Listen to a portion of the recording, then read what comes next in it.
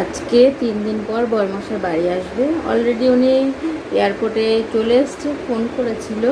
আর 1-2 ঘন্টার মধ্যে, যদি ট্রাফিক বেশি না থাকে, তো 1-2 ঘন্টার মধ্যে চলে আসবে। আর এই 3 দিন না, যে কদিন উনি ছিল না, সে কদিন একদম মানে চুপচাপই বলতে পারো, চুপচাপ ছিল একদম। মানে কতটা বোঝে ওর পাপা বাড়িতে নেই, তার জন্য একটু মনটাও খারাপ ছিল, তাই না শোন না?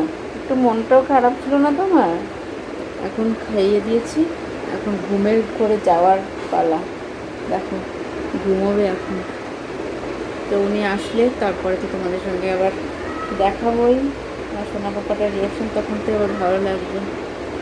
আর ওনার তো ওরকমই মনটা, যাওয়ার সময় কেমন হয়ে গেছিলো, একটু ইমোশনাল হয়ে গেছিলো। আর এখন আসবে, এখন আর কোথাও যেতে হবে না, এটা দরকারি ছিল, যেতেই হতো, তো তার জন্যই গেছে উনি। না হলে ওনারও যাওয়ার ইচ্ছে ছিল না, অফিসে কাজে তো যেতে তো হবে। আর এখন এত মেঘ করেছে, ওর এত জামা কাপড় ধুয়ে দিয়েছে, একটাও শোকায়নি। সব ঘরে এনে, বৃষ্টি যখন তখন আসতে পারে, ঘরে এনে ওই ফ্যানের তলা দিয়ে শুকোতে হবে।